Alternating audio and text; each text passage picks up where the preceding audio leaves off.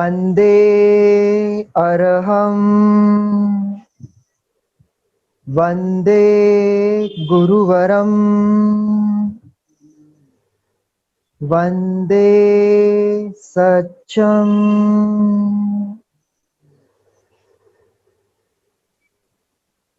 नमस्कार, आप सबका स्वागत है आपके फेवरेट चैनल हमारे योगा टीचर्स में। हमारे साथ आज जो पर्सनालिटी जुड़ी है वो प्रतिभा की धनी है। आइए उनका इंट्रोडक्शन करते हैं। विमल गुनेचा सर, बहुत बहुत स्वागत है आपका विमल सर। आप हमारे साथ इस इंटरव्यू में आए, आपने अपना कीमती समय हमें दिया, आपका बहुत बहुत स्वागत है सर। धन्यवाद रुपेश जी, और आपका बहुत बहुत अभिनंदन जो आपने इतना अच्छा एक सुंदर कार्यक्रम लिया है जिसके माध्यम से आप योग पहुंचा रहे हैं। मैं नहीं कहूंगा कि योग जानने वालों को या योग गुरु, मैं तो अपने आप को योग गुरु बिल्कुल भी नहीं कहता हूं, उनको आप जन जन तक पहुंचा रहे हैं, उनको नहीं, आप योग को पहुंचा रहे हो किसी माध्यम से। इस बहुत सुंदर कार्यक्रम के लिए आपका बहुत बहुत अभिनंदन। आपका बहुत बहुत शुक्रिया सर, आपने टाइम दिया, क्योंकि कहते हैं ना कि सबसे बड़ा गिफ्ट जो हम दे सकते हैं किसी को वो है अपना समय।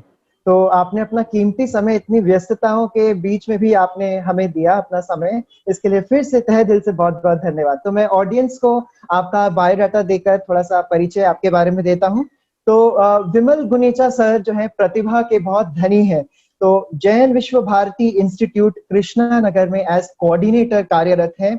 जीवन विज्ञान एवं प्रेक्षा ध्यान के प्रशिक्षक हैं और अनुव्रत न्यास के ट्रस्टी हैं। तो सर मैं आपसे पहला क्वेश्चन स्टार्ट करता हूं कि योग से आपका परिचय कब और कैसे हुआ? रुपेश जी, योग में बचपन से कर रहा हूं। कोई एक पर्टिकुलर दिन समय मेरे को याद नहीं जिस दिन से मैं योग जुड़ा, या कोई ऐसी घटना याद नहीं। बचपन में ही अपना जो संस्थान है जैन विश्व भारती संस्थान, वहां पर योग की कक्षाएं चलती थी। सुबह मॉर्निंग वॉक पे हम जाया करते थे और वहां पर योग करते थे। और उसके बाद में कब लगन लग गई पता ही नहीं, और योग के माध्यम से एक परिवर्तन दिखने लग गया जिससे एक आकर्षण का बिंदु बन गया। फिर मैं आपकी जानकारी के लिए भी बता दूं, मैं संघ से आरएसएस से भी जुड़ा हुआ हूं। तो वहां पर मेरा जो प्रशिक्षण का प्राप्त करने का या देने का जो विषय है वो भी योग ही है। तो इस प्रकार में योग से जुड़ता गया। जी सर, तो आरएसएस में भी संघ प्रशिक्षक के रूप में आप योग सिखाते हैं, और मैं भी बहुत धनी अपने आप को समझता हूं कि मेरी एमए योग की कक्षाएं में भी जो है मैंने योग आपसे सीखा है। तो मैं अपने आप को बहुत भाग्यशाली समझता हूं। सर मेरा दूसरा सवाल आपसे कि योग शिक्षक के रूप में आप अपनी योग की क्लासेस में किन किन बातों का ध्यान रखते हो?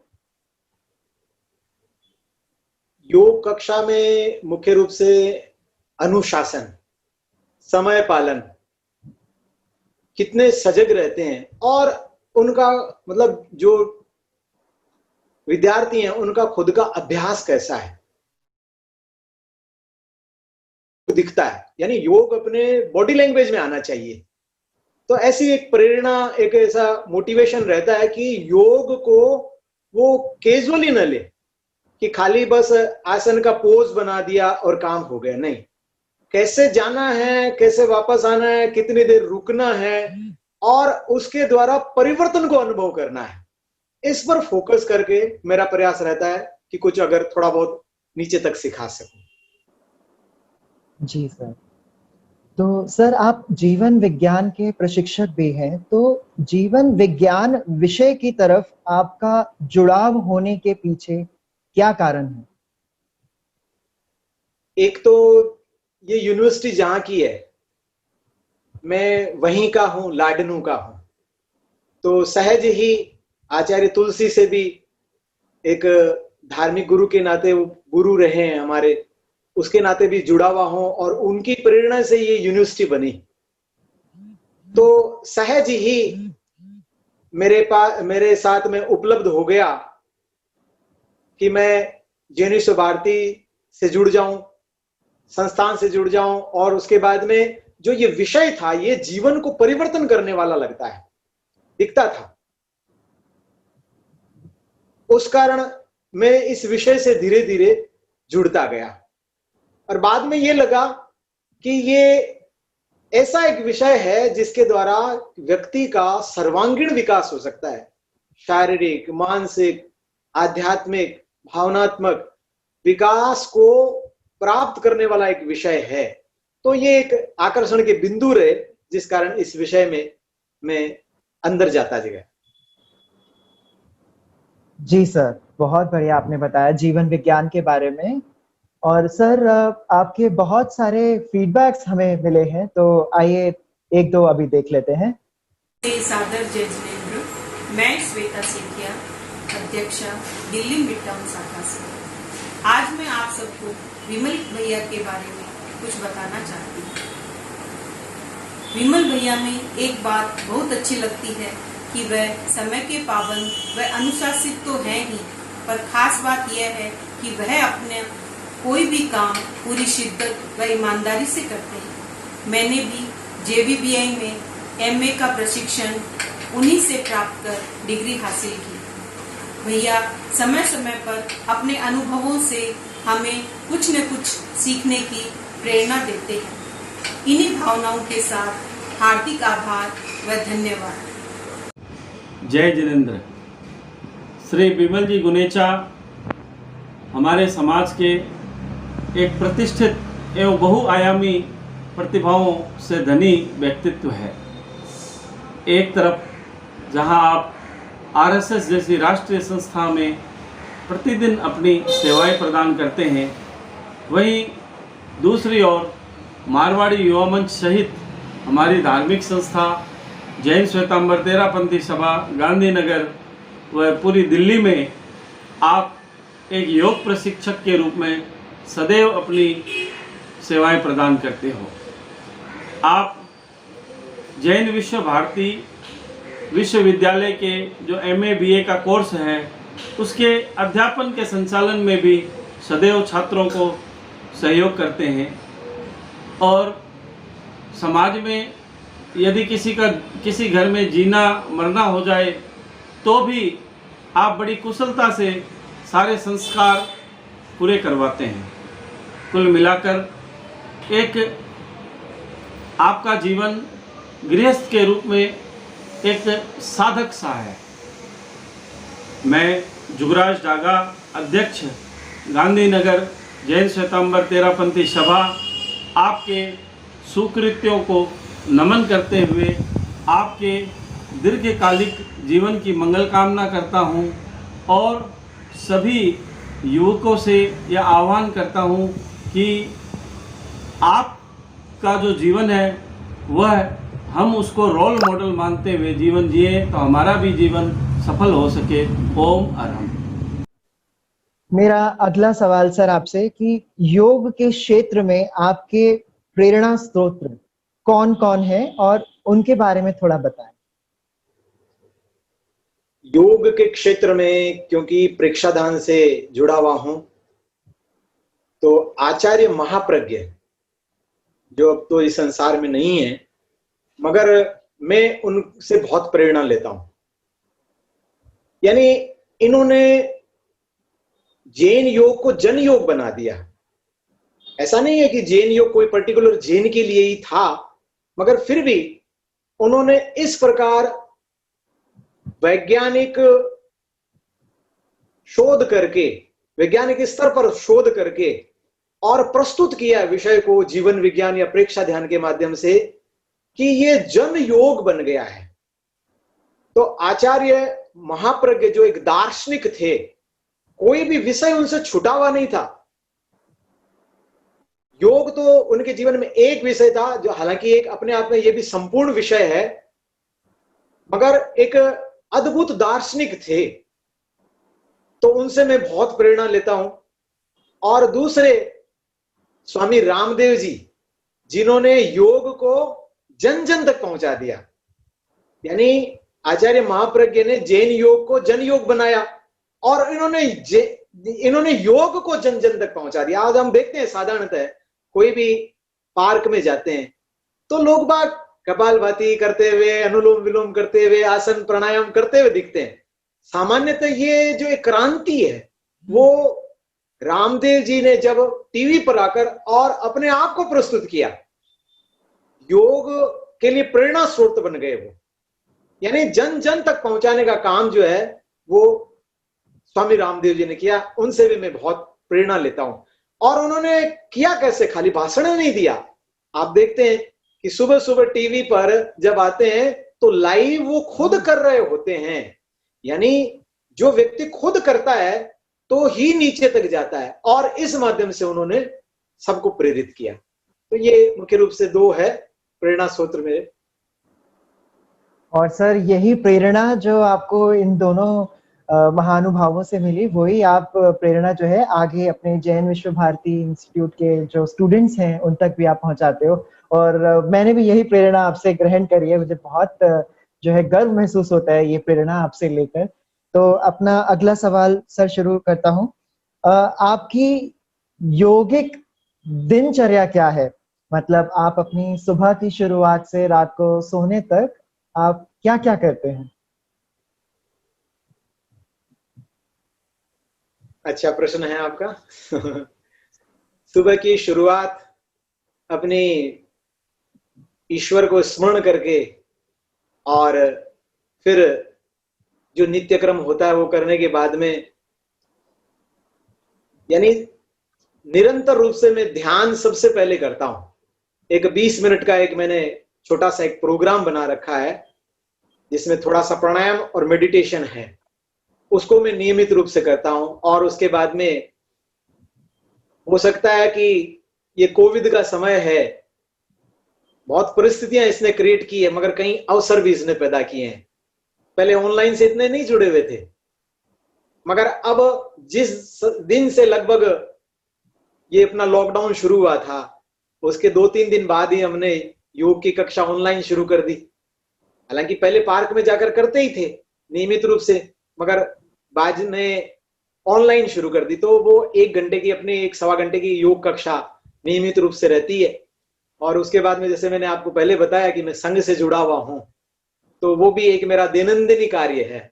संघ स्थान पर जाना, वहां पर भी व्यायाम आदि करना और नए नए लोगों से संपर्क करना। और उसके बाद में मेरा अपना व्यवसाय है गारमेंट का, तो उसमें भी समय लगाना होता है। और कुछ समय में अपने परिवार के लोगों के साथ और बिल्डिंग के भी बच्चों के साथ में नियमित रूप से लगाने का प्रयास करता हूं, ताकि अपना जो बचपना है वो मेरे में बना रहे।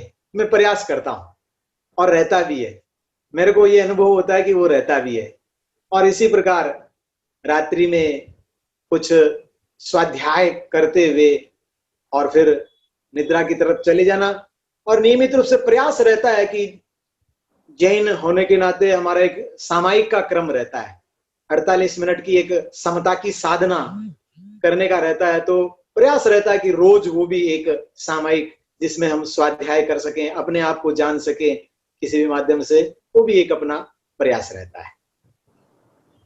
जी सर, तो यहाँ पे हम एक छोटा सा वीडियो और देख लेते हैं टेस्टिमोनियल का। को जय जिनेंद्र, मैं सीमा गर्ग जगराउं से प्रेक्षा वाहिनी कोऑर्डिनेटर आज विमल जी गुनेचा सर के बारे में अपने कुछ व्यूज शेयर करना चाहती हूँ। विमल जी गुनेचा सर एक प्रेक्षा ट्रेनर के साथ साथ गुड सिंगर और गुड मोटिवेटर भी है। उनका वे ऑफ टॉकिंग इतना इम्प्रेसिव है जिसे मैं शब्दों में एक्सप्लेन नहीं कर सकती। उन्होंने हमारी पंजाब और हरियाणा की सिर्फ प्रेक्षा वाहिनी की एक ही क्लास लगाई है और उन्होंने इस एक ही क्लास में सभी कोऑर्डिनेटर्स और सब कोऑर्डिनेटर्स को पूरा तरह से जागरूक कर दिया। उनमें एक अलग ही किस्म का जोश भर दिया। सभी कोऑर्डिनेटर्स यही चाहते हैं कि विमल जी गुनेचा सर हमें आगे भी ऐसे ही मार्गदर्शन देते रहें ताकि पंजाब और हरियाणा में ऐसे ही जागरूकता बनी रहे। इन्हीं भावों के साथ ओम अरहम। मेरा अगला प्रश्न सर आपसे कि ऑनलाइन और ऑफलाइन योग क्लासेस के बारे में आपने बताया, तो इसके माध्यम से आप ज्यादा से ज्यादा लोगों को लाभ पहुंचा सको, इसके लिए आप किन किन बातों पर ध्यान देते हो प्लानिंग करते समय? आजकल मैसेजिंग का सबसे बढ़िया एक साधन है सोशल मीडिया। और उसी के माध्यम से व्हाट्सएप, फेसबुक, इन्हीं के माध्यम से सूचनाएं पहुंचाने का प्रयास रहता है। और सामान्यतः किसी न किसी संस्था से भी जुड़ाव रहता है, तो उसमें एक ग्रुप बना दिया जाता है कि ये लोग प्रयास करके अधिक से अधिक लोगों को और इस प्रकार का ये मैसेज पहुंचाएंगे कि इस यहाँ पर ये कार्यक्रम हो रहा है, उसकी उपयोगिता भी बताएंगे। खाली मैसेजिंग से भी नहीं होता है, उपयोगिता भी बतानी पड़ती है। और ऐसे ग्रुप करके या फिर जरूरत होती है तो कुछ मीटिंग्स भी कर लेते हैं। जो प्रमुख कार्यकर्ता होते हैं वो उनकी मीटिंग भी कर लेते हैं, ताकि वो थोड़ा सा मोटिवेट होकर और इस कार्य को करने में अच्छी गति से वो लग सके और नीचे तक यानी अंतिम व्यक्ति तक पहुंचने का वो प्रयास कर सके। जी सर, तो बहुत अच्छी स्ट्रैटेजी है। और जितने भी योग में इच्छुक व्यक्ति इसको देख रहे हैं इस वीडियो को, तो मुझे पूरी आशा है कि इस वीडियो को अंत तक देखें ताकि ऐसी बातें और वो सीख सकें। तो सर, मेरा अगला प्रश्न आपसे कि आप अपनी योग क्लासेस को इंटरेस्टिंग कैसे बनाते हो? इसका दूसरा पक्ष ये भी हो सकता है कि बोरिंग कैसे ना हो। कैसे? बिल्कुल सही। एक तो आपकी मुस्कान है जो इंटरेस्टिंग बनाई रखती है। बाकी सामने जो बैठे हैं उनको अधिक से अधिक जहां मौका मिले प्रोत्साहन देना, उनकी अच्छाइयां, उनके गुण हैं वो उनके जानकारी में लाना, और उससे अपने आप एक जुड़ाव बन जाता है, इंटरेस्ट बन जाता है। फिर ये कोशिश रहती है कि थोड़ा सा हल्का फुल्का अगर मजाक भी हो तो माहौल हल्का रखते हैं, कोशिश करते हैं। यानी अपने आप में योग अगर प्राचीन ग्रंथों को आधार बना ले तो बहुत सीरियस हो जाता है, तो कितना सरल करके, क्योंकि हर आदमी सीरियस लैंग्वेज नहीं समझ सकता है, तो कितना सरल करके उसको प्रस्तुत कर सकते हैं। इस प्रकार ये अपना प्रयास रहता है कि जो बात हमने समझा नहीं है, वो जो सामने बैठे लोग हैं उनका स्तर किस प्रकार का है, वो किस प्रकार की भाषा समझने वाले हैं, इसको ध्यान में रखकर और समझाने का अपना प्रयास रहता है। और इसी में जैसे मैंने बताया कि बोर ना हो, इस प्रकार कुछ न कुछ कृतियां चलती रहती है। जी, इसी से जुड़ा हुआ मेरा अगला प्रश्न है। जैसे आपने बताया कि सामने बैठे वाले लोग जैसे होते हैं उसके हिसाब से, तो मान लीजिए एक योग की क्लास में शारीरिक रूप से ऐसे लोग बैठे हैं जो आसन ज्यादा नहीं कर सकते किसी भी कारण से, तो उनके लिए आप किस तरह की योग क्लासेस में परिवर्तन करते हो? जैसा कि मान लो आसन नहीं कर सकते तो फिर सूक्ष्म योगिक क्रियाएं हैं, उनके माध्यम से उनके जो जॉइंट्स हैं उनके व्यायाम किए जा सकते हैं। और फिर आयु के अनुसार भी कुछ आसन होते हैं जो सामान्यतः सब कर पाते हैं। तो आयु वर्ग किस प्रकार का है उस प्रकार का ध्यान में रखकर, या उनकी कोई पर्टिकुलर प्रॉब्लम है, जैसे मान लो उनको फॉरवर्ड बेंडिंग नहीं करनी है, तो पहले से सावधानी बता के कि आपको ये नहीं करना है, क्योंकि ऐसा ना हो कि योग करते करते को और कोई समस्याएं क्रिएट हो जाए, उनके लिए और कुछ हानि हो जाए। इसको ध्यान में रखते हुए और इस कक्षा को आगे बढ़ाते हैं। तो यहाँ पे सर हम कुछ वीडियोस जो है और देख लेते हैं, और सभी देखने वाले दर्शकों से मैं यही कहूंगा कि बने रहें अभी इसी प्रोग्राम में। इस इंटरव्यू क्वेश्चंस चलते रहेंगे, बट आखिरी में हम बहुत ही इंटरेस्टिंग सेक्शन जल्दी 10 जो है वो दिखाएंगे, लेकर आएंगे। तो देखते हैं उस जल्दी 10 में सर को बाउंसर मिलती है, बोल्ड हो जाते हैं या अच्छे से हैंडल कर लेते हैं। तो आप बने रहिए हमारे साथ, कहीं ना जाइए। विमल जी गुनेचा एक बहुत ही मिलनसार,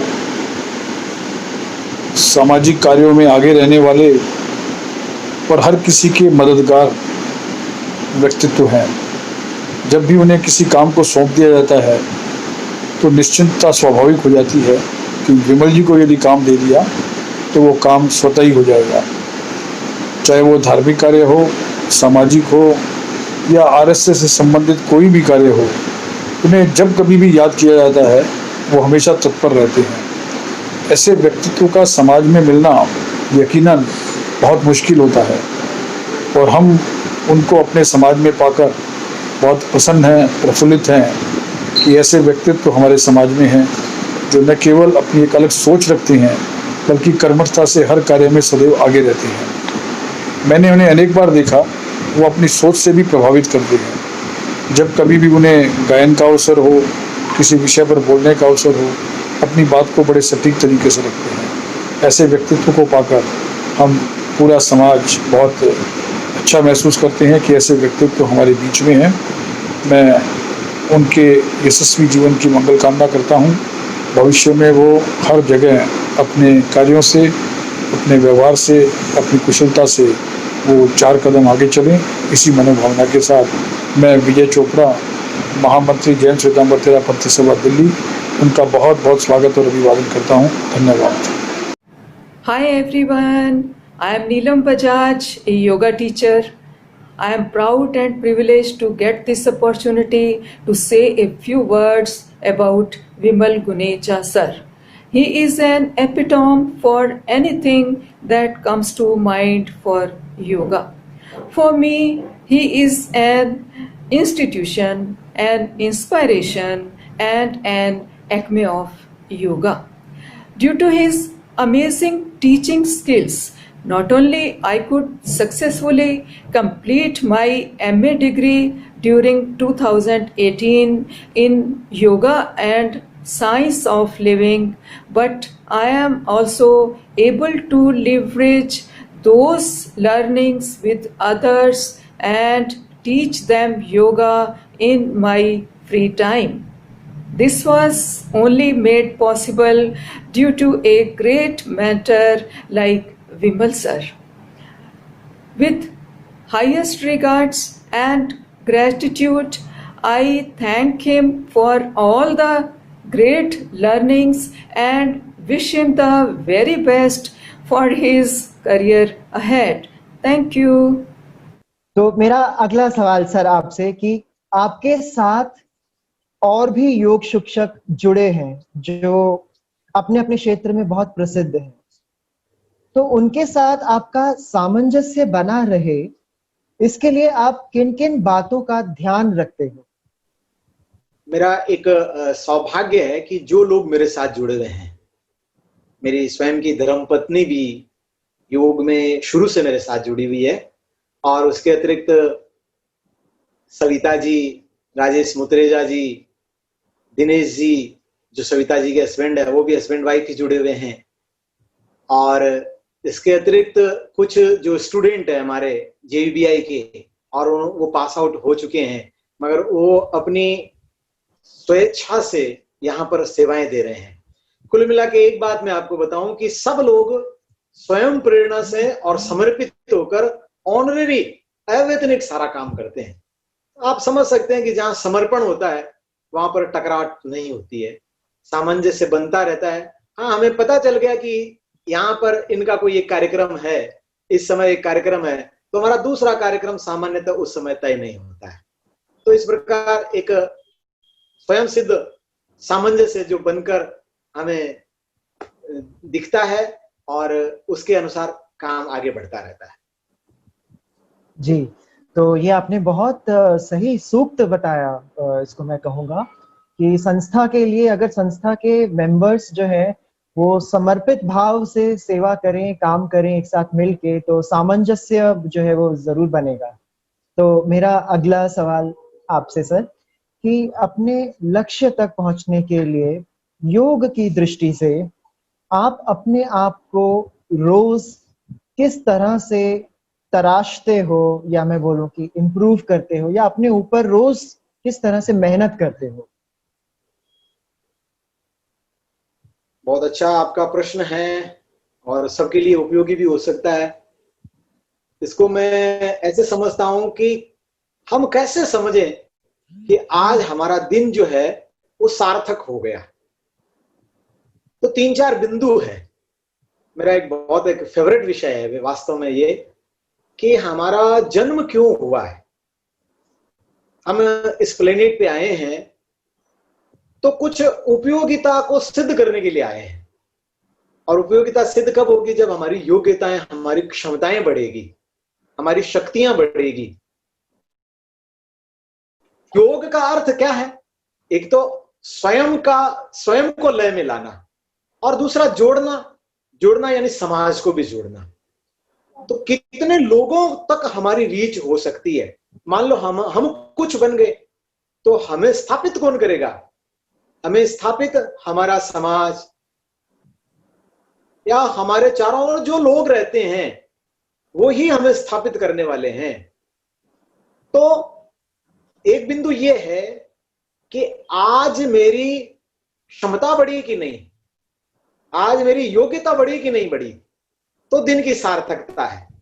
और दूसरा बिंदु है कि मैंने कोई नए लोगों से संपर्क किया कि नहीं किया, क्योंकि संगठन का काम करना है ना, जोड़ने का काम करना है।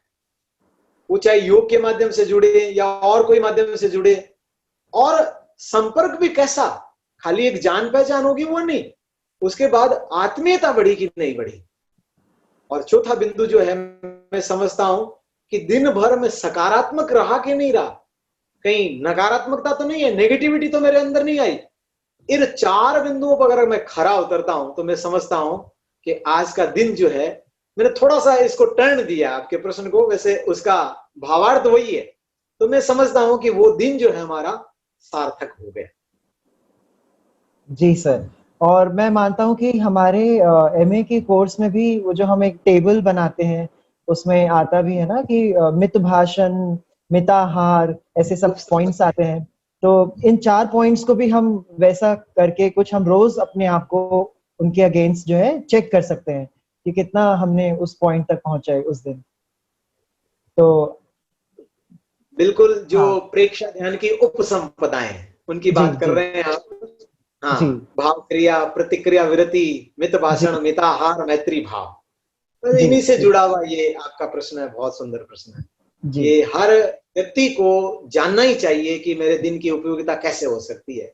और 4 बिंदु जो आपने इंगित किए, ये वास्तव में बहुत उपयोगी हो सकते हैं सबके लिए। जी, तो आइए सर और वीडियोस हम देख लेते हैं। नमस्ते, मैं गोविंद शर्मा, योगा टीचर।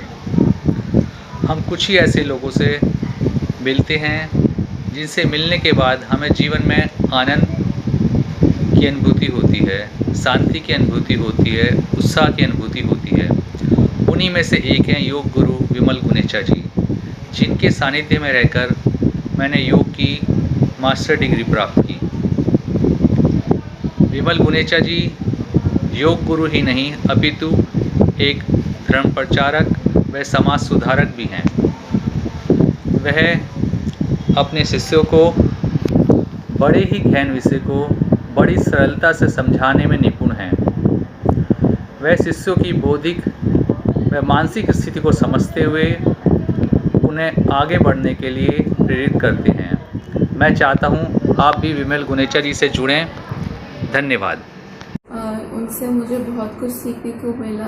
योगा तो वो बहुत ही अच्छा सिखाते हैं और जिस तरह से उनका पढ़ाने का ढंग है वो बहुत ही अच्छा है, और उनकी जो जीवन शैली है वो, उससे तो मैं और मेरे हस्बैंड दोनों इंस्पायर्ड हैं और हम कोशिश करते हैं कि कुछ उनके गुण हम में भी आ जाएं और हम कुछ उनकी जो जीवन शैली है उसको थोड़ा बहुत भी अगर अपना पाएँ तो हम अपने आप को सौभाग्यशाली समझेंगे। वो जिस तरह के इंसान हैं वैसे इंसान मिलना आज की दुनिया में तो बहुत ही मुश्किल है। तो मैं बस सौभाग्यशाली समझती हूँ अपने आप को कि मुझे उनके साथ जुड़ने का मौका मिला। धन्यवाद। तो सर मेरा अगला सवाल आपसे कि आप अपनी योग क्लासेस में ध्यान को कितना महत्व देते हो? ध्यान तो बहुत महत्वपूर्ण है। हम जानते हैं कि ध्यान का एक प्रारंभिक अर्थ, ठीक है, अंत में जाकर निवृत्ति होना, निवृत्त हो जाना, ये ध्यान है। समाधि तक पहुंच जाना, ये ध्यान है। मगर किसी नए लोग को, नए साधक को, विद्यार्थी को अगर ये बताएं तो उसके समझ में नहीं आएगा। तो ध्यान का प्रारंभिक अर्थ क्या है? ध्यान का प्रारंभिक अर्थ है एकाग्रता को प्राप्त करना। तो ध्यान करने वाला जब एकाग्रता को प्राप्त करेगा तो बहुत कम समय में अच्छे रिजल्ट ले लेगा। तो जिसको भी जो कुछ सीखना है, कक्षा का मतलब ही है सीखने के लिए आने वाला, और वहां पर अगर ध्यान होगा तो उसकी एकाग्रता बढ़ेगी तो वो जल्दी सीख पाएगा, उसके समय की बचत होगी और उस समय में वो कुछ और नया कर सकेगा। ध्यान की बहुत उपयोगिता है। तो इसे ध्यान से जुड़ा हुआ अगला प्रश्न प्रेक्षा ध्यान से सर मेरा, कि जब आप प्रेक्षा ध्यान को अपनी योग की कक्षा में विद्यार्थियों को सिखाते हो, तो उनको क्या-क्या लाभ मिलते हैं इससे? वो आपको क्या-क्या अपने एक्सपीरियंस में बताते हैं, तो वो आप शेयर करें कुछ? हाँ, बहुत अच्छा। योग कक्षा के अंत में हम ध्यान करवाते हैं, यानी ध्यान के लिए पहले तैयारी हो जाए। जब शरीर की चंचलता कम होती है तो ध्यान जो है होने की गुंजाइश बढ़ जाती है, यानी ध्यान में थोड़ा सा गहराई तक पहुंचने का एक क्रम बन जाता है। और उसका लाभ ये है कि जैसे मान लो आसन प्राणायाम थोड़ी देर करवाए और उसके बाद में ध्यान करवाया, तो फिर वो बाहर की दुनिया से हटकर और अंदर उतरने की कोशिश करते हैं। और हम जानते हैं कि अंदर एक गहरा सागर है। बाहर की दुनिया आंखों से देखते हैं तो बड़ी दिखती है, अंदर कुछ नहीं दिखता है, मगर बाहर की दुनिया से बहुत बड़ा अंतर है। जब वो बाद में ध्यान करते हैं तो उन्हें वो एक शांति मिलती है जो एक साधनों से नहीं मिलती है। कई लोग बाद में अपना एक्सपीरियंस शेयर करते हैं कि मैं ध्यान करते करते और अपने में परिवर्तन देख रहा हूं। कई लोग कहते हैं मेरे को गुस्सा बहुत आता था, और ध्यान में भी आप छोटा सा ध्यान यही समझ लो कि उन्होंने केवल अपनी सांसों को देखा, और इस सांसों को देखने मात्र से उनके अनुभव हमें प्राप्त होते हैं। वो कहते हैं कि पहले मैं कोई छोटी सी बात पर प्रतिक्रिया करता था, अब नहीं करता मैं, क्योंकि मैंने अपनी सांस को संभाल लिया, और सांस को संभाल के अपने भावों को संभाल लिया, अपने आप को मैंने एकाग्र कर लिया। तो इस प्रकार के एक्सपीरियंस बताते हैं वो। हमें नींद अच्छी आने लग गई है, हम नींद से परेशान थे, तनावों से ग्रस्त थे, अब हमें तनाव भी इतना जल्दी नहीं आता, हमारी सहन शक्ति बढ़ गई है। तो इस प्रकार के जब एक्सपीरियंस बताते हैं तो हमें लगता है कि ध्यान, जैसे आपने पीछे भी पूछा कि ध्यान कितना उपयोगी है, तो ये ध्यान की उपयोगिता सिद्ध होती है। और ध्यान के लाभ जब वो बताते हैं तो पता चलता है कि वास्तव में ध्यान जो है कितना जरूरी है। जी सर। तो सर आप जैसे मास्टर लेवल के विद्यार्थियों को आप पढ़ाते हो, तो उन विद्यार्थियों को पढ़ाने का मौका आपको कैसे मिला? जैसे आपको बताया था मैंने कि जहाँ की यूनिवर्सिटी है लाडनू की, वहीं से जुड़ा हुआ हूं। और मैंने भी 2004-05 में यूनिवर्सिटी से कोर्स किया। मेरी श्रीमती राज जो है, जो वहां पर पढ़ाती भी एक फैकल्टी के रूप में, उसने तो बहुत पहले, यानी बल्कि पहले क्या है, जो पहला बैच था यूनिवर्सिटी का जीवन विज्ञान का, उसमें उसने एमए की है। अब वो एमए थी, मैं तो ग्रेजुएट ही था।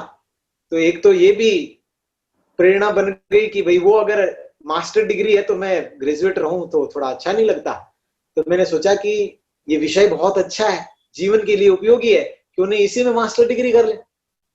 तो उसमें मैंने एडमिशन ले लिया। ये अलग बात है कि उसके पास एक एमए थी, उसने दूसरी एमए में एडमिशन ले लिया, उसने जिनोलॉजी में एडमिशन ले लिया।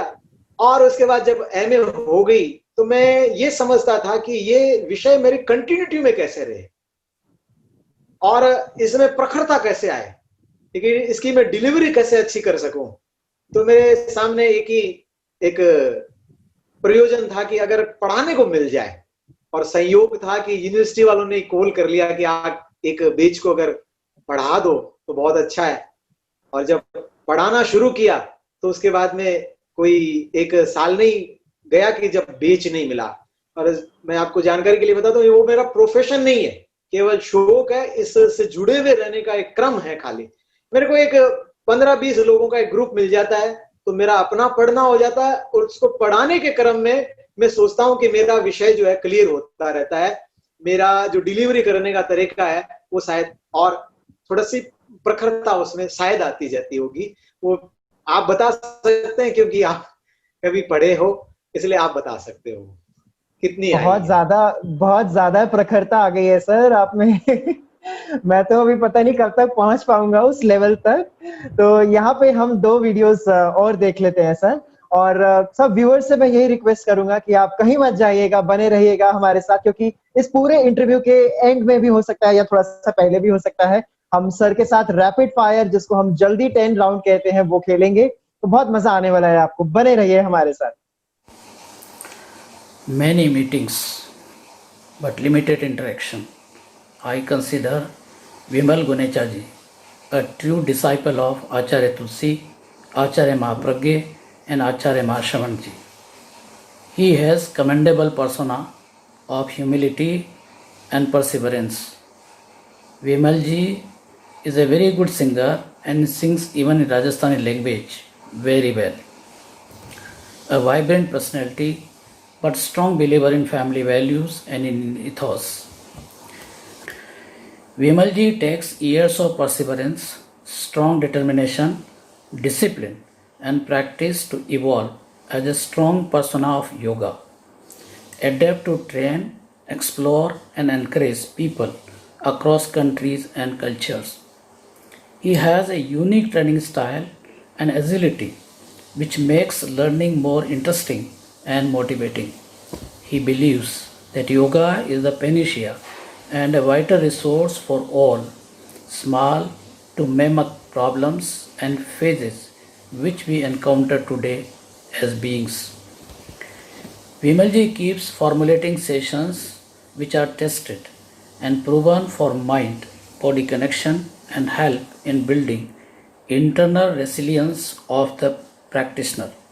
His sessions always have something unique and enlightening for his diverse group of participants and yoga seekers. He is a simple person with profound wisdom and vision for yoga. He maintains the sanctity of the yoga venue by ensuring its cleanliness and punctuality. Moreover, his teaching style is a perfect example of learning with fun as he incorporates humor in his interaction with students. Vimalji believes that the yoga is not a workout, it is a work in. And this is the point of spiritual practice, to make us teachable, to open our hearts and focus our awareness so that we can know what we already know and be who we already are. According to him, true yoga is not about the shape of our body, but the shape of our life. A career of immense wisdom and vision for spiritual transformation, Vimalji is a magnificent teacher with his roots in the yoga capital of Sardar Sahar. My best wishes for his future endeavors in the service of humanity. गुरु पारदर्शी होते हैं जो हमारी ज्ञान चेतना को झकझोर कर विवेक चेतना को जागृत कर देते हैं। मैं विमल सर के प्रति बहुत बहुत आभारी हूँ। उन्होंने मेरी हर समस्या का, हर जिज्ञासा का हर समय समाधान कर सही मार्गदर्शन किया है और हमें अंधकार से प्रकाश में लाने में सर का बहुत बड़ा योगदान रहा है। Thank you sir for always being there for us. Thank you.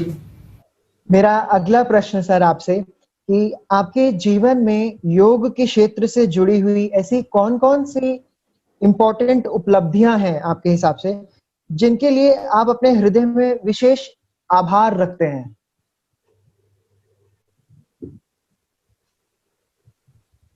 जब एमए किया था तो जिन्होंने हमें पढ़ाया, इतने अच्छे तरीके से उन्होंने जीवन विज्ञान समझाया कि उनके वास्तव में जीवन भर हम आभारी रहेंगे। एक तो उससे हमारे अपने जीवन में परिवर्तन आया और एक ये भी हमारे अंदर आया कि हम कैसे जीवन विज्ञान या योग को लोगों को समझा सकते हैं। ये जो टेक्निक है या ये जो अनुभव है वो हमें उन गुरुजनों से मिला है जिन्होंने हमें एमए करते हुए और पढ़ाया है। तो उनके हम आभारी हैं निश्चित रूप से और जीवन भर उनका आभार मानना पड़ेगा। जी सर। सर अध्ययन में अगर देखा जाए तो आपकी रुचि किन विषयों में ज्यादा है? अध्ययन में आचार्य महाप्रज्ञ का साहित्य मैं बहुत पसंद करता हूं, और प्राय ये कोशिश रहती है कि हर समय एक पुस्तक चलती रहे, चाहे एक पेज भी पढूं। तो उस क्रम में मेरी पसंद है आचार्य महाप्रज्ञ का साहित्य। और संगठन से जुड़े हुए कोई विषय हैं तो वो भी मेरे रुचि के हैं, मोटिवेशनल हो या फिर योग से संबंधित हो। और जैन तत्व को समझना, जैन तत्व को भी मैं एक वैज्ञानिक मानता हूं। यानी जैन वास्तव में अगर उसको ऐसे समझ लें कि एक धर्म संप्रदाय है, तो एक प्रकार से हम शायद उसका आकलन कम कर पाएंगे, बल्कि एक जन धर्म है। कोई व्यक्ति विशेष की पूजा नहीं, एकदम तत्व क्या होता है उसके आधार पर। तो मैं जैन तत्व को भी स्वाध्याय के रूप में पढ़ना पसंद करता हूं। जी, और यहाँ पे हम थोड़ी वीडियोस और देख लेते हैं सर। जय जिनेंद्र। गुरु गोविंद दो खड़े वाला जो दोहा है वो विमल सर पर पूरी तरह से सार्थक होता है। कोई भी इंसान किसी के भाग्य तो नहीं बदल सकता, लेकिन अच्छी प्रेरणा देकर उसे अच्छे मार्गदर्शन पे ले सकता है। हमारे विमल सर की सरलता, सहजता और जो निस्वार्थ सेवा है, मैं सचमुच उनके आगे नतमस्तक हूँ। मुझे गर्व है कि मैं विमल सर की स्टूडेंट हूँ। माँ तुझे सलाम। सादा जीवन, उच्च विचार के धनी, मृदुभाषी, हंसमुख से विमल जी गुनेचा का संक्षिप्त परिचय सुश्राविका श्रीमती राज गुनेचा के सत्र 2011-12 के अनुव्रत महासमिति की कार्यकारिणी में गुरुत्व दायित्व के संभालने के साथ हुआ। राष्ट्रीय स्वयंसेवक संघ के आप सच्चे सेनानी हैं। उनके व्यक्तित्व कर्तृत्व को संघ के कार्यक्रम में देखने व सुनने का सौभाग्य प्राप्त हुआ। एपीजे योगा केंद्र व प्रेक्षा वाहिनी के कार्यक्रम द्वारा आप जन जन तक योगा व ध्यान की अवधारणा को पहुंचा अपने नेतृत्व में पूरे परिवार के माध्यम से पहुंचा रहे हैं। तेरापन, अनुव्रत, प्रेक्षा, ध्यान व योगा, राष्ट्रीय स्वयं संघ या अन्य सामाजिक व धार्मिक संस्था हो, आपका व अपने परिवार का योगदान रहता है। बिना किसी अहम भावना से अर्जुन की तरह आपका एक ही लक्ष्य होता है, कार्यक्रम का सफलतापूर्वक निष्पादन। मैं संपूर्ण परिवार के प्रति स्वस्थ और दीर्घायु की मंगल कामना करता हुआ प्रभु से यही प्रार्थना करता हूँ कि आपको इतनी शक्ति प्रदान करे कि आप अपनी क्षमताओं का संघ सेवा व समाज सेवा में नियोजन कर सके। ओम और हम जय भारत। सर आपके अनुसार एक योग शिक्षक में क्या गुण होने चाहिए? योग शिक्षक में समय पालन और अनुशासन, किसी भी प्रकार के व्यसन से दूर रहे। यानी योगी भोगी जैसा नहीं दिखना चाहिए, योगी योगी जैसा दिखना चाहिए। वो जो भी अभ्यास करता है वो उसकी बॉडी लैंग्वेज में से झलकना चाहिए, और नियमित अभ्यासी होना चाहिए वो, क्योंकि बॉडी लैंग्वेज भी तभी आएगी जब उसका खुद का अभ्यास होगा। तो ये एक प्रशिक्षक में न्यूनतम अर्हताएं हैं जो होनी ही चाहिए, तभी वो भली प्रकार से किसी को योग समझा सकता है, किसी के जीवन को प्रेरित कर सकता है। जी, तो इसी प्रेरणा से जुड़ा हुआ अगला प्रश्न कि नए योग शिक्षक जब बनकर आते हैं तो वो अपनी पहली योग क्लास स्टार्ट करते हैं, तो उस नई पहली क्लास स्टार्ट करने के लिए आप उनको क्या संदेश देना चाहेंगे? क्या क्या चीजें वो ध्यान में रखें? एक मुख्य बात ध्यान रखने की है कि योग को आसन और प्राणायाम तक सीमित न समझा जाए। चाहे पतंजलि दर्शन में ले लें तो अष्टांग योग है, यम नियम से प्रारंभ होकर और समाधि तक, तो सारे अंगों को समाहित करना ये योग के साथ न्याय है। जीवन विज्ञान पढ़ाते हैं तो भी शरीर, श्वास, प्राण, मन, भाव, कर्म, चेतना, ये सातों अंगों पर हम पूर्णतया ध्यान दें, यानी पूर्ण विषय के रूप में योग को समझाया जाए, न कि केवल एक दो अंगों को समझकर और योग को पूर्ण कर दिया जाए या पूर्णता उसकी समझ ली जाए। तो यम नियम से प्रारंभ होकर और अंत तक किसी के जीवन में योग आ जाए, ऐसा अपना समझाने का क्रम होना चाहिए।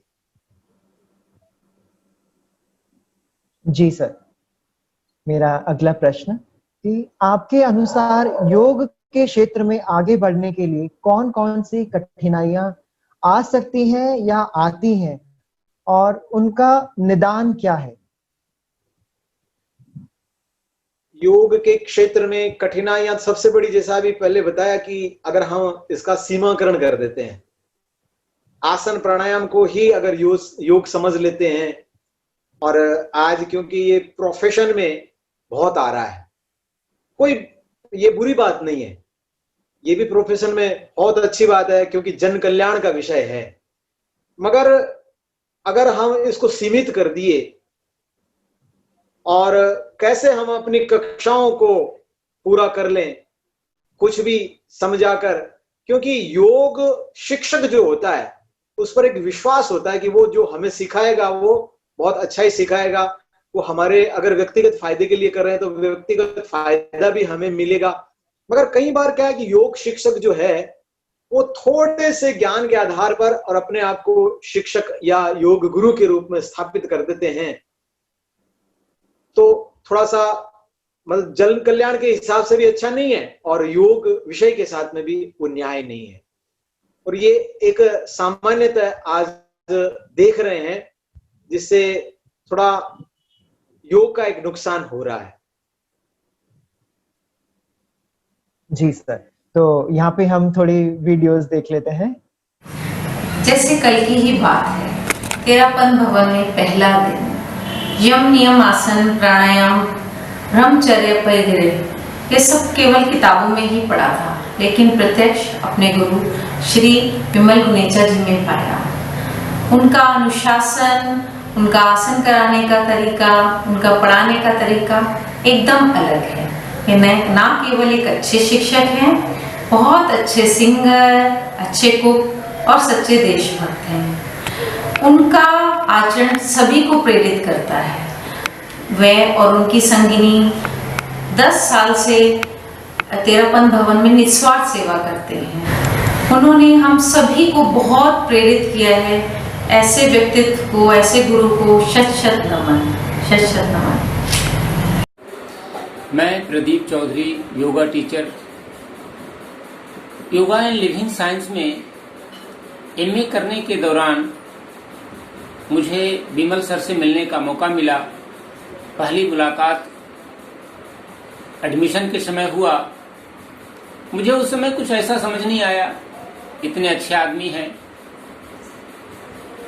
फिर क्लास के दौरान धीरे धीरे इनसे नज़दीकियां बनते गई और इनके व्यक्तित्व के बारे में मुझे जानकारी होता गया।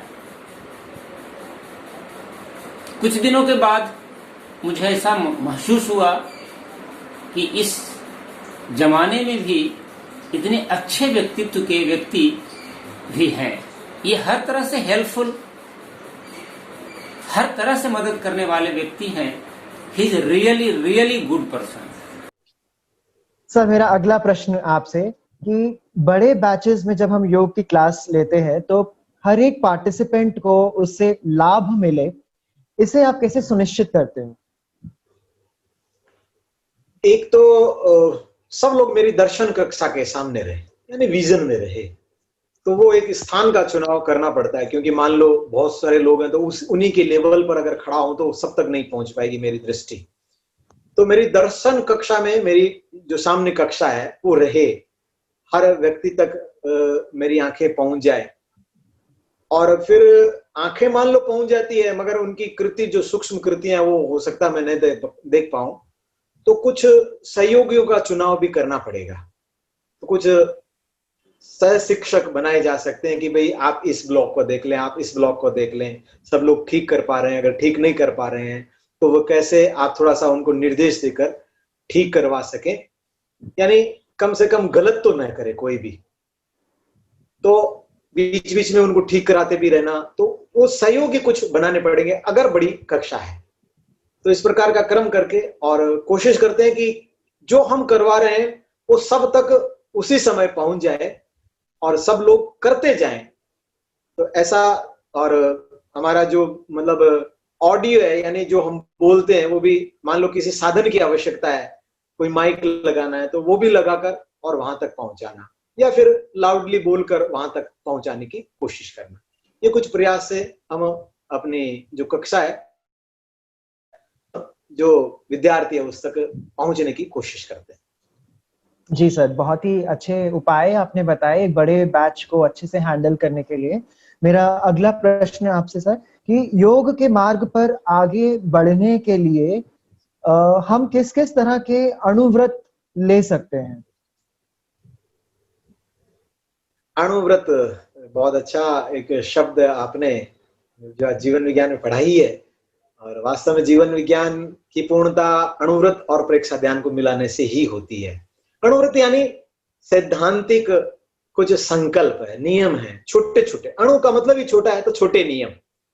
तो जैसे मैं वापस प्रश्न पे आ जाता हूं आपके, कि योगी को कैसे अणुव्रत अपनाने चाहिए। तो योगी का मतलब यह है कि नियमित अभ्यास करने वाला, साधना करने वाला, वही योगी होता है। तो साधना का मतलब है अखंड रूप से होने वाली। तो पहला नियम तो उसको यही लेना पड़ेगा कि मैं नियमित रूप से प्रतिदिन इतना समय, वो उसका समय कुछ भी हो सकता है, वो 1 घंटे का भी हो सकता है, आधे घंटा का भी हो सकता है, 20 मिनट का भी हो सकता है, मगर नियमित रूप से करूंगा, इस प्रकार का अणुव्रत उसको लेना पड़ेगा। और योगी जो है वो भोगी नहीं हो सकता, इसलिए उसको व्यसनों से तो मुक्त रहना पड़ेगा। तो व्यसन मुक्ति का भी जो अणुव्रत है वो उसको लेना पड़ेगा। किसी प्रकार की प्रतिक्रिया से दूर रहूं। सामान्यतः हमारे व्यवहार में जब परिवर्तन आता है, जब हम तुरंत प्रतिक्रिया करते हैं, यानी सामने वाले को ठीक से समझे बिना। इसमें एक अनेकांत का जो दर्शन है वो बहुत उपयोगी होता है। अगर हम विभिन्न दृष्टिकोण से सामने देखते हैं कि सामने वाला किस अपेक्षा से बोल रहा है, तो हम इस प्रकार की प्रतिक्रियाओं से बच सकते हैं। तो तुरंत प्रतिक्रिया नहीं दूंगा। इस प्रकार के छोटे छोटे अगर अणुव्रत हम अपना कर आगे बढ़ते हैं, तो निश्चित रूप से एक योगी का जीवन हम जी सकते हैं। बहुत अच्छा बताया सर आपने। और यहाँ पे आपकी इसी अच्छाई से प्रभावित थोड़े से वीडियो स्टूडेंट्स के हम और देख लेते हैं। सत श्री अकाल। गुरु की बानी जिसमन वसे दुख दर्द सब ताका नसे। गुरु शब्द का अर्थ है अंधकार, गुरु शब्द का अर्थ है तेज। अज्ञान का नाश करने वाला तेज रूप ब्रह्म गुरु ही है। गुरु आचार्य तब बनते हैं जब वो अपने शिष्यों को इच्छुक विषयों में प्रांगत करने में सक्षम होते हैं। प्रैक्टिस क्लास में विमल सर हमें सारे आसन, प्राणायाम, ध्यान का सही प्रशिक्षण देते हैं, अतः वे आचार्य पद की कसौटी पर खरे उतरते हैं। धन्यवाद सर। गुरु ज्ञान का भंडार है। ऐसे ही हैं हमारे विमल सर, जिनके पास अत्यंत ज्ञान है, जिन्होंने हमें योग, आसनास और मेडिटेशन में बहुत ही अच्छे से प्रशिक्षित किया। Thank you so much sir, हम आपके आभारी हैं। मैं नीलम जैन, एमए फाइनल ईयर, विमल गुनेचा सर की शिष्या हूँ। सर का पढ़ाने का तरीका सबसे अलग है। थ्योरी के मंत्र जो कि लगता था कि याद ही नहीं हो पाएंगे, लेकिन सर ने इतनी सरलता से और सहजता से समझाया कि कक्षा में सब बच्चों को याद हो गए। सर ने लॉकडाउन में भी, जिस समय सब तनाव में थे, अपने परिवार के साथ मनोबल को बढ़ाने वाले गाने गाकर वीडियो बनाया, जिसको देखकर सभी लोगों का मनोबल बढ़ा।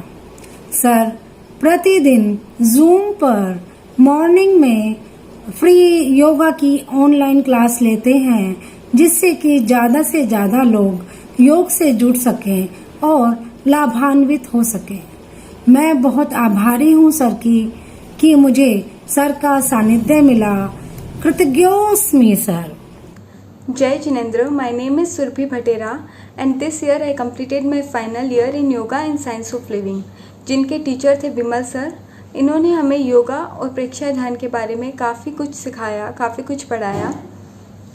विमल सर का पॉजिटिव एटीट्यूड हमारे लिए इंस्पिरेशन है, उनकी पॉजिटिव थिंकिंग हमारे लिए एक स्ट्रेंथ है। सो आई फील रियली ग्लेड कि हमें विमल सर ने पढ़ाया, हमें विमल सर ने शिक्षा दी। Thank you. बहुत बढ़िया चल रहा है सर के साथ हमारा इंटरव्यू और आशा है आप सब भी हमारे साथ अभी जुड़े हुए हैं। कहीं मत जाइएगा क्योंकि अभी वॉली ऑफ क्वेश्चंस खत्म होने के बाद ही हम सर को क्लीन बोल्ड करने की पूरी कोशिश करेंगे अपने रैपिड फायर जल्दी 10 राउंड में। तो सर हम अपना क्वेश्चन नेक्स्ट शुरू करते हैं कि आप अपने परिवार के सदस्यों को योग में अपने साथ जोड़ने के लिए उन्हें किस तरह से प्रेरित करते हो? खुद करके, और किसी को अगर समझाना है कोई चीज तो वो बात सुन के सामान्यतः कम समझ पाता है। अगर हम उस क्रम में जुड़ जाएं यानी करने लग जाएं तो हो सकता है देखकर और प्रेरित हो और करने लग जाए। तो उस क्रम में जैसे ना विषय योग है, आपने कहा कि योग से ही जोड़ना है, तो नियमित रूप से अखंड रूप से अपने आप को योग से जोड़े रखकर, जैसे विशेष रूप से मेरा लगभग 1.25 घंटे का तय है योग का क्रम जो है, तो उसको रोज करना।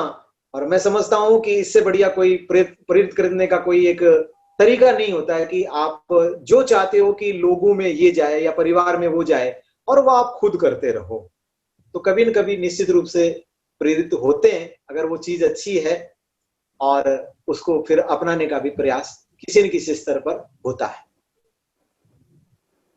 जी सर, और ऐसे ही एक व्यक्ति जुड़े, व्यक्ति से उसका परिवार जुड़े, परिवार से समाज जुड़े, समाज से आगे और देश भी फिर सब ऐसे जुड़ते जाएं तो न पूरा देश वापस से वही गरिमामय स्थिति में पहुंच जाएगा सर, मुझे ऐसा लगता है। आपकी इन पंक्तियों से आचार्य तुलसी की एक गीत की पंक्तियां याद आती है मेरे को, जो गीत है। बिल्कुल सर, बिल्कुल सर। आज व्यक्ति से राष्ट्र स्वयं सुधरेगा, तो यूनिट व्यक्ति ही है। तो पहले व्यक्ति सुधरेगा तो परिवार, समाज और राष्ट्र, यही क्रम है। और वास्तव में इसी क्रम में हमें प्रयास करना चाहिए, यानी स्वयं को पहले सुधारना। जी सर। सर के बारे में एक बहुत अच्छी चीज मैं सभी अपने दर्शकों को बताना चाहूंगा कि सर गाते भी बहुत अच्छा है, और इनफैक्ट अभी आपने सब फीडबैक्स भी जो देखे हैं तो उसमें भी आपने सुना होगा कि कईयों ने इस बारे में बहुत तारीफ करी है। इनफैक्ट सर का अपना YouTube चैनल भी है जिसमें ऐसे उन्होंने बहुत सारे भजनों को और गानों को, गीतों को, लोकगीतों को गा के सुनाया है। तो सर मैं आपसे रिक्वेस्ट करूंगा कि कोई योग प्रार्थना आप हमारे लिए गा के सुनाएं। योग प्रार्थना वो सामान्यतः मैं जो क्लास प्रारंभ करता हूं तो मैं जो बोलता हूं वो तो वैसे संस्कृत श्लोक है। ओम संगच्छध्वं संवदध्वं संवुमनांसि जानताम् देवा भागं यथा पूर्वे संजानाना उपासते संजानाना उपासते। ओम शांति शांति शांति।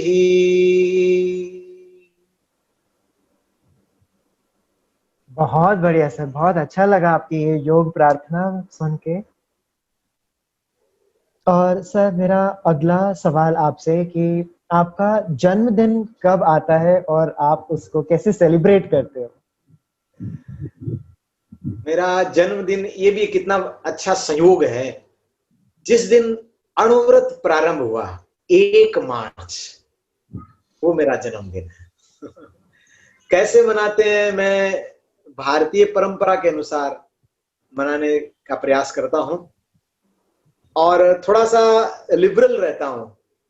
सामान्यतः शुरुआत मेरी ओर से नहीं होती, जो कोई परिवार वाले या मित्रगण कर देते हैं उनकी इच्छा भी मैं देखता हूँ, उसमें ज्यादा जो कहते हैं ना कि अड़ंगा वो नहीं डालने की कोशिश करा। वो जिस तरीके से, हाँ ये है कि काटने फोड़ने से बचता हूँ, उनको भी मना करता हूँ, फूंकने से बचता हूँ। जैसा कहा कि मैंने भारतीय संस्कृति के अनुसार, यानी दीपक जलाकर किया जा सकता है, मंत्रोच्चार के साथ किया जा सकता है।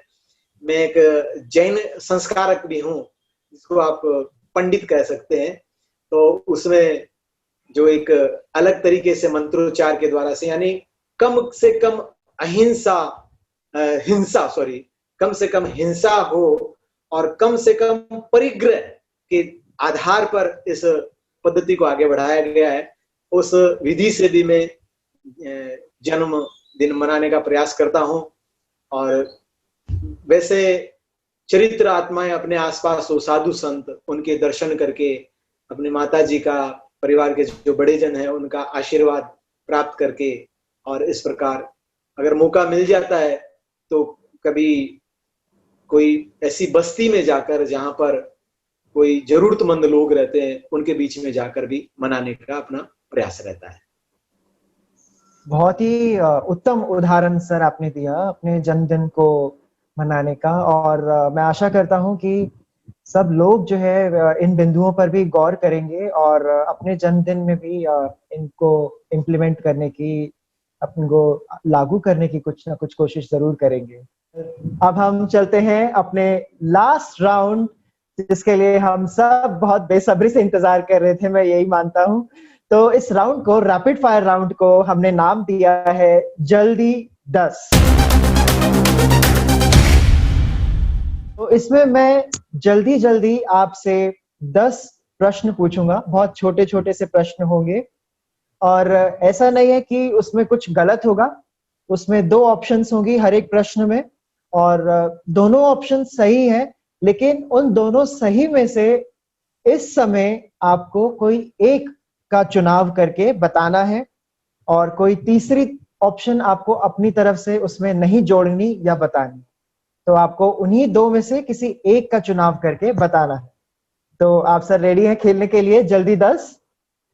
जी बिल्कुल। चलिए तो शुरू करते हैं। आपने तय कर रखा है तो खेलना ही पड़ेगा। तो चलिए शुरू करते हैं आपके साथ जल्दी 10। मेरा पहला प्रश्न आपसे, तर्क या तथ्य? तथ्य। दूसरा प्रश्न,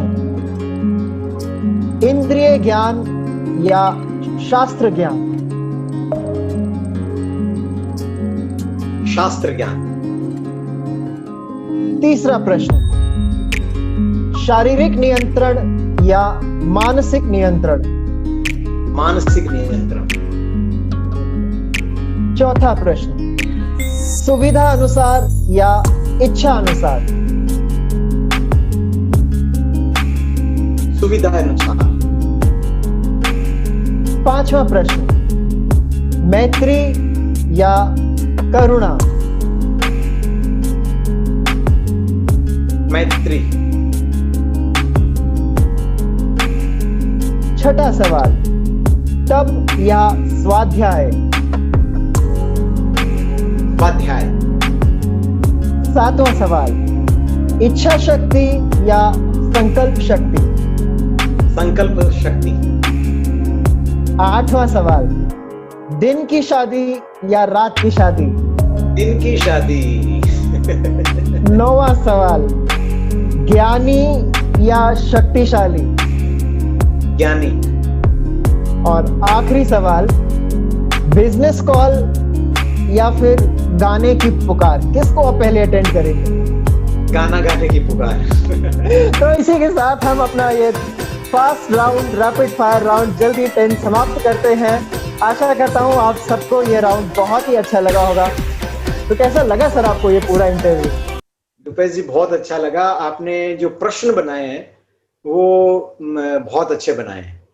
आप लेखक तो हैं ही, ठीक है ना, एक बहुत अच्छे आप इंटरव्यू करने वाले भी बन रहे हैं। बहुत आपको मतलब ये कॉम्प्लीमेंट है। बहुत बहुत धन्यवाद, बहुत बहुत धन्यवाद सर आपका। कृतज्ञ अस्मि, मैं आपका आभारी हूँ सर। आपने अपना कीमती समय दिया, बहुत बहुत धन्यवाद। धन्यवाद। तो हम सर इसी तरह से हमारे योगा टीचर्स चैनल में हर बार एक नए योगा टीचर्स के साथ हम आते हैं और उनका इंटरव्यू लेते हैं, उनके बारे में और जानने की कोशिश करते हैं और जिस तरह से मोटिव यही रहता है कि उनसे लाभान्वित हो, उनसे प्राप्त जानकारी से जो देखने वाले दर्शक हैं वो लाभान्वित हो और अपने जीवन में भी उन गुणों को धीरे-धीरे उतारते हुए अपने आप को और निखारते जाएं। इसी के साथ ही सर आपने अपना कीमती समय दिया, आपका बहुत-बहुत फिर से धन्यवाद। धन्यवाद जी, आपका भी बहुत बहुत धन्यवाद। तो मैं सबसे ये भी रिक्वेस्ट करूंगा कि अगर आपको लगता है कि आप किसी योग टीचर को जानते हैं जिनका आप चाहते हैं कि इंटरव्यू जो है वो होना चाहिए मेरे साथ, तो आप नीचे कमेंट बॉक्स में मुझे जरूर बताएं और इस वीडियो को हो सके तो जरूर लाइक करें और ज्यादा से ज्यादा शेयर करें और हाँ, इस चैनल को सब्सक्राइब करना ना भूलें और बेल आइकन पर क्लिक जरूर करें ताकि हर एक वीडियो आप जरूर देख सकें, कुछ भी वीडियो को आप मिस ना करें। आप सब मेरे साथ जुड़े, आप सबका बहुत बहुत धन्यवाद। हर व्यक्तित्व के निर्माण में समाज का बहुत बड़ा योगदान होता है। समाज हमारे अस्तित्व को, हमारी शख्सियत को मान्यता देता है। कहने का भाव है कि समाज का हमारे ऊपर ऋण है और उस ऋण से उऋण होने के लिए सभी को संकल्पित होना चाहिए। सबकी अपनी अपनी अभिरुचियां हैं, उनकी पहचान कर उसी क्षेत्र में अपनी योग्यताएं क्षमताएं बढ़ाकर सेवा के रूप में उसे अगर हम समाज को देने का प्रयास करते हैं तो एक पैशन के रूप में ये कार्य बहुत सहज और सरल हो सकता है और इससे अपने व्यक्तित्व में निखार आता है और समाज की निश्चित रूप से गुणात्मकता में वृद्धि होगी। नदिया कहती बढ़े चलो, देख चुनौती नहीं डिगो, बाधाएं उपहार बनेगी, लक्ष्य स्वयं आ जाएगा। नदिया कहती बढ़े चलो, देख चुनौती नहीं डिगो, बाधाएं उपहार बनेगी, लक्ष्य स्वयं आ जाएगा। नदिया कहती बढ़े